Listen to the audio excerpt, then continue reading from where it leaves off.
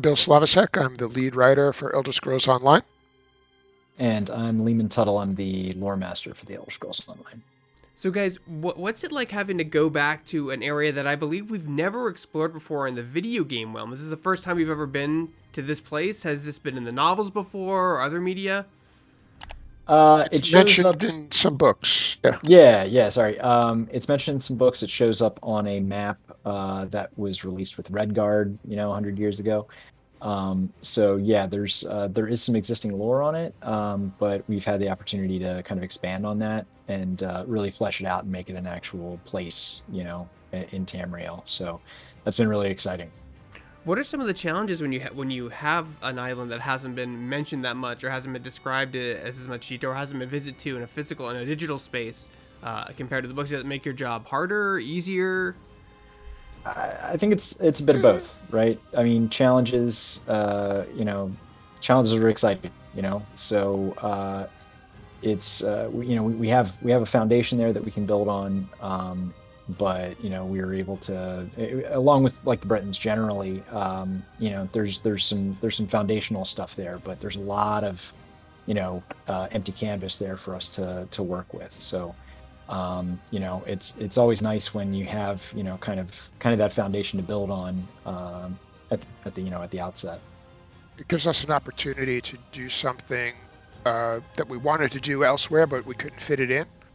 So as long as it works for our story and the environment we're building, we find a way to utilize it. And as Lehman said, it's a challenge, but it's a fun challenge, and it's kind of what we do every package, because there's always something that wasn't seen before that has to get built. Right. What's it like when developing a world and a story and characters in a fantasy world as compared to like a fiction world or a science fiction world? Well, I mean, one of the strong points of Tamriel, Todd Howard talks about this a lot, is that it's a real place with people with real problems. If magic disappeared, his contention is that most people wouldn't even notice.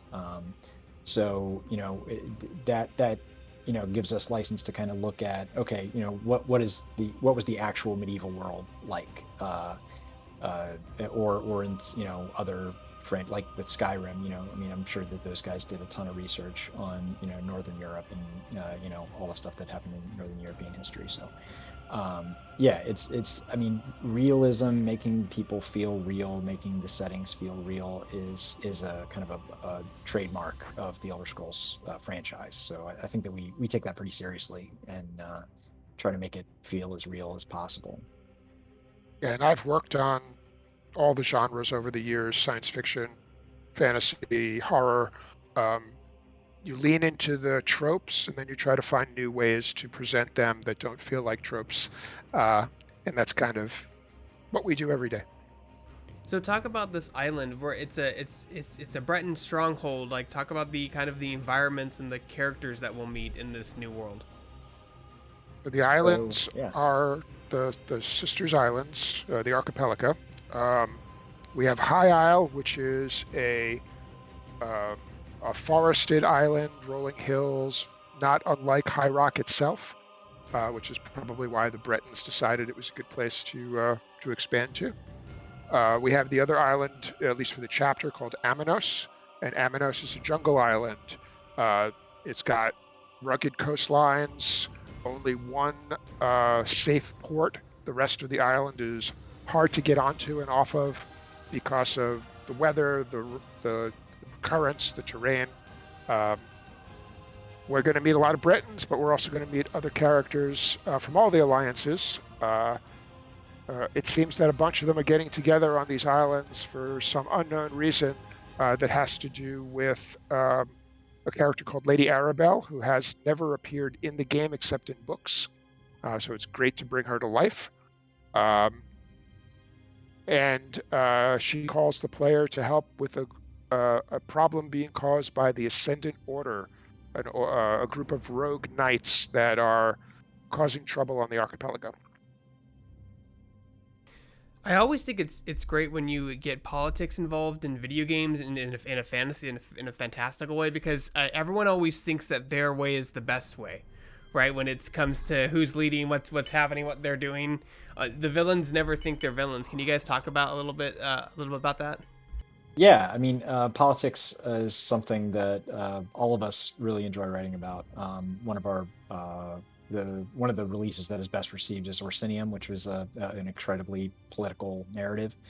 I think that it was time for this. We've been doing a lot of kind of like larger sort of grand cosmic sort of stories, and we thought it would be a good idea to kind of get back to basics and tell a more grounded story. So yeah, it's exciting.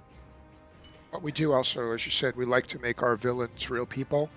Um, they have their own wants and needs, and most of them don't think they're bad.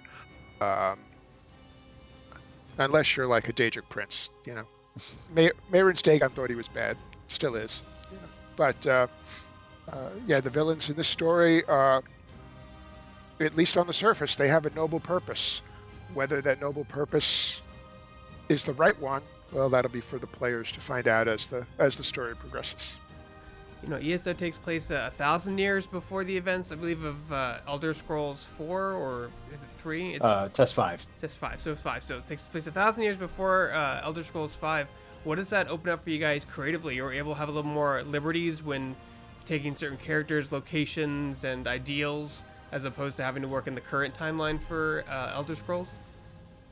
Yeah, I mean, you have to. So our game takes place during a period called the Interregnum, which existed in lore, but it's this kind of like really fuzzy time period where there's this gap where we knew from the lore when we started that various people and civilizations were trying to take control of the empire, but there wasn't a whole lot of information more than that. So that gave us a lot of, because the records are all messed up, because the empire is in shambles. It gave us a lot of opportunity to kind of tell stories without, it makes sense that nobody documented them because there are no documents being made. So in terms of getting things, setting the table for what comes next, we all know that at the end of the Interregnum, Tiber Septim kind of rises to become, the emperor, and then that sort of kicks off, the Septim dynasty and stuff, and then that's when history kind of gets purchased again and starts moving forward. So Bill likes to talk about how you can play with the toys, but then you got to put them back where you found them. So I think that we have a lot of license to kind of goof around or whatever. But yeah, the world, the things that we do in the world should help kind of clarify certain things that come later, but we're not dictating policy. We try to, where we can, connect with events in the future, but where we can't, we leave them open so that they don't interfere with the future. I mean, is it difficult because this is a massive multiplayer world, or people can kind of tackle the stories at different times, at different places, in different areas, at different levels? How do you kind of prep for that while writing the story, or writing these quest lines, or writing what's happening in this world? Well, we try to develop every story so that it could happen parallel to all the other stories, because that's the way the game works. It does get to be a little challenging, and sometimes we have to be a little fuzzy with it. But to me, that challenge is the fun part, right? How do we make this work? How do we tell another story here? And how does it work if you do it in any order? And that's what we get paid the medium bucks for, and that's what we do. What is it like writing specifically for a video game? What advice could you give to someone out there? Is it like writing for novels, a TV show, film? Like, what's it comparable to, or is it kind of its own unique thing? I think it's its own unique thing. It's probably closest to script writing, except for the fact that it's interactive, and that adds a big element. So you have to know games to be able to write games, I feel. But beyond that, it depends. Is your game fully voiced like ours? Then the challenge is keep it short, keep it simple, keep it zippy, as I like to say. Is it just text only? Well, I'd still say the same thing, but some games like to have walls of text. That's up to them. Yeah, I think the big thing is that I try to help out aspiring writers here and there, and I think one of the things that I always want to drill home is that it is specifically not like writing a novel. There's, because like Bill said, there's that element of interactivity that you need to account for. So yeah, I totally recommend, if people are trying to learn how to learn the craft or whatever, like Bill said, play video games, preferably video games that are in the same vein as the sort of video game that you'd like to play. Like if you're, trying to, get into MMO writing, playing an MMO is going to be more useful probably than playing a single player scripted experience like God of War, even though God of War is an amazing game. You're going to have more luck getting your writing to where it needs to be for that genre by playing that genre. Yeah, for ESO, because our protagonist is the player and we don't write the player, a lot of this writing is closer to my days on tabletop role-playing games, where I also didn't write the heroes, I wrote everything else. So that's kind of the same thing I'm doing now, except with dialogue. And what are you guys most looking forward to for people to experience from a story perspective in the new DLC? Oh, all the stories. I mean, we love our stories, and we take great care to make them interesting, fun, and exciting. And I think this main story, going back to the politics, as Lehman mentioned, going to feel different after the last couple of years of saving the universe. Also, we've got 2 new companions that I think people will be really jazzed to pick up and start playing with. We have Ember, who is a street mage Khajiit who learned in the back alleys and is now ready to go adventuring, and Isabel, who is a Breton knight who follows the codes of honor and chivalry and wants to follow you to the ends of Tamriel and beyond. We've also got another activity coming with the chapter for the players that we're looking forward to them getting their hands on, and that's Tribute. Lehman, why don't you talk about that? Yeah, so Tales of Tribute is a new card game that is played entirely in-game. It's cool. It gives the players, just one more activity to engage in while they're in Tamriel. It's a collectible card game where players will be running around finding decks to play one-on-one versus NPCs or against other players. One of the cool things about the deck is the decks I've been working with the systems team on them is that each one kind of tells a story, which is where this idea of Tales of Tribute comes from. So one deck might deal with, a particular historical event, and another deck might deal with, the kind of beginning of organization, or like a group of Daedra or something.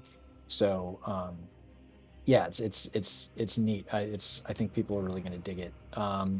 There's also a full quest line that goes with it, dailies, and leaderboards as well, once you get really into it.